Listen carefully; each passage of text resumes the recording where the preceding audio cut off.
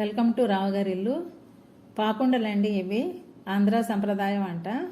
ఒంటికి శక్తిని, ఎముకలకు బలాన్ని ఇచ్చే ఈ వంటకం ఎలా చేయాలో చూపిస్తాను రండి. చూడండి, బియ్యపిండి అరకిలో. ఇది తడిపిండి అండి. ఈ పిండి కోసం బియ్యాన్ని 15 గంటల పాటు నానబెట్టాలి. ఈరోజు మధ్యాహ్నం నానబెడితే రేపు ఉదయమే పాకుండలు చేసుకోవచ్చు. నానబెట్టిన బియ్యాన్ని నీళ్లు తీసేసి మరో 2 సార్లు కడిగి తడిపోయే వరకు ఆరబెట్టాలి. మరీ పొడిగా ఆరబెట్టేయకండి. ఇలా చెమ్మపోయిన బియ్యాన్ని మిక్సీ పెట్టి జల్లించుకోవాలి. ఇది జల్లించి తీసుకున్న పిండి అండి.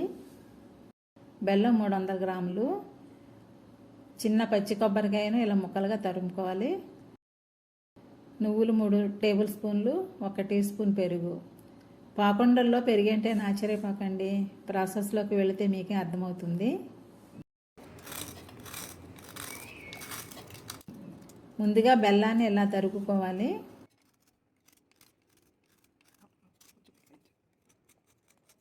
చిన్న చిన్న ముక్కలుగా అయినా పగలగొట్టచ్చండి. కాకపోతే పెద్ద పెద్ద ముక్కలుగా లేకుండా చేసుకోవాలి. బెల్లం చిన్న ముక్కలుగా ఉంటే పాకం పట్టేటప్పుడు నీటిలో ఈజీగా కరిగిపోతుంది. చూడండి, స్టవ్ వెలిగించి బెల్లం గిన్నె పెట్టండి. వెంటనే 1/2 టీ గ్లాసు నీళ్లు పోయాలి. నీళ్లు ఎక్కువ వేయకూడదండి. తక్కువ నీళ్లు పోస్తే త్వరగా తీగ పాకం వచ్చేస్తుంది. మంట మీడియంకు సిమ్కు మధ్యలోనే ఉంచండి. బెల్లం పాకం తయారయ్యే లోపు కొబ్బరి ముక్కలు ఫ్రై చేయాలండి. బాండీలో 3 టీ స్పూన్లు నెయ్యి వేసి కరిగించాలి. నెయ్యి వేడెక్కాక కొబ్బరి ముక్కలు వేసి త్వరగా వేయించాలి.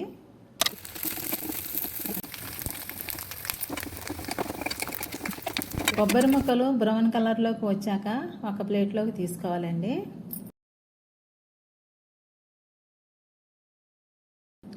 బెల్లం పాకం ఎలా ఉందో చూద్దాం. నీటిలో బెల్లం కరిగిందండి.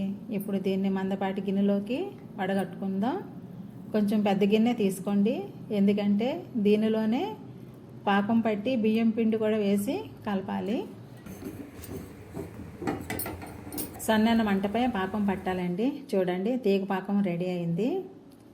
బెల్లం పాకం నీటిలో వేస్తే ఇలా ఉండాలండి, మరి గట్టిగా మారిపోకూడదు. ఇప్పుడు బెల్లంలో ఫ్రై చేసిన కొబ్బరి ముక్కలు వేసి కలపాలి.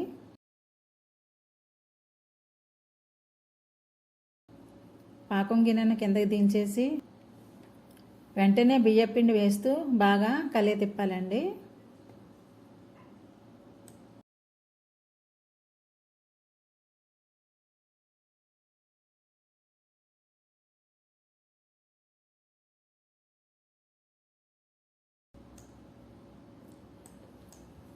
చూడండి, సెలవిడి తయారైంది.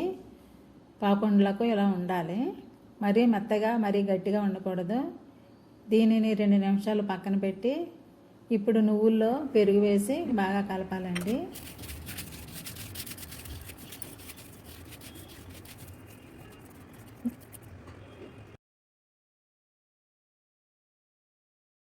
సెలవిడిని చిన్న చిన్న ఉండలుగా చేస్తూ మనం పెరుగు కలిపిన నువ్వుల్లో ఇలా రోల్ చేయాలి. ఇలా చేయడం వల్ల పాకుండలకు నువ్వులు బాగా అంటుకుంటాయి. పెరుగు వేయకపోతే నువ్వులు సరిగ్గా అంటుకోవండి. నూనెలో వేయగానే రాలిపోతాయి. ఇప్పుడు అర్థమైంది అనుకుంటాను పెరుగు ఎందుకు తీసుకున్నాను.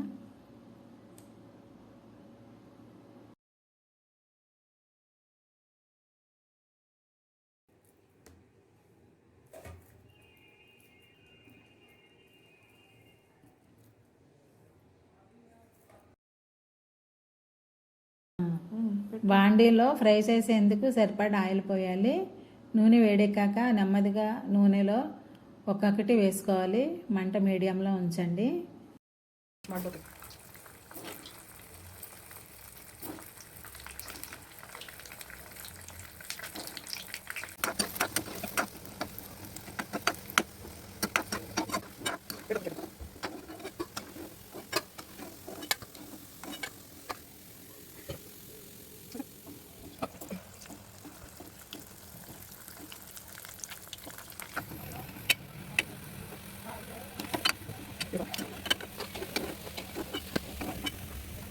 చూడండి పాకుండలు ఈ కలర్లోకి రావాలి.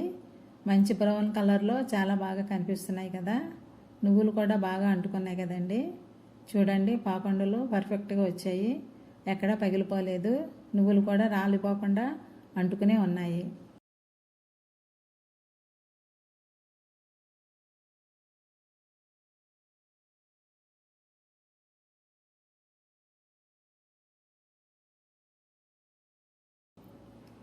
చివరిలో కాస్త సెలవిడి వదిలేసానండి.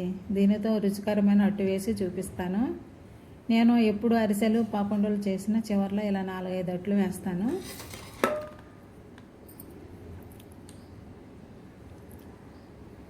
దీనిలో 3 టేబుల్ స్పూన్ల బియ్యపిండి, రుచికి సరిపడా బెల్లం వేయాలి. కొద్దిగా నీళ్లు పోస్తే కాస్త జారుడుగా ఉండేలా కలపాలి.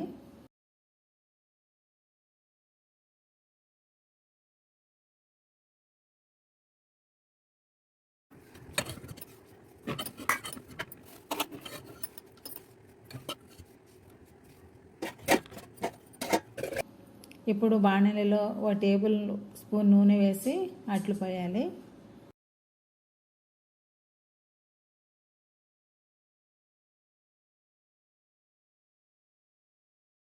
రెండు వైపులా ఇలా డీప్ బ్రౌన్ కలర్లోకి వచ్చేలా ఫ్రై చేయాలి. వీటిని గోదావరి జిల్లాలో పూల మొక్కలు అంటారండి. ఇవి చాలా బాగుంటాయండి.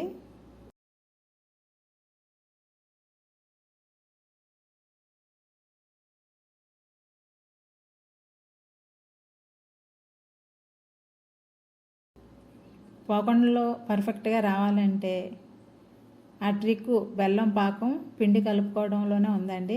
మీరు కూడా నేను చెప్పినట్లు చేసి ఈ హెల్తీ ఫుడ్ను ఇంట్లో వాళ్ళకు రుచి చూపించండి. టేస్ట్ ఎలా కుదిరిందో నాకు కామెంట్ చేయండి. మరొక విషయం అండి, ఈ వీడియోని లైక్ చేయండి, షేర్ చేయండి, అలాగే ఖచ్చితంగా సబ్స్క్రైబ్ చేసుకోండి. మరిన్ని మంచి రెసిపీస్ కోసం నా ఛానల్ రావు గారి ఇల్లు ఫాలో అవ్వండి. Thank you for watching my channel.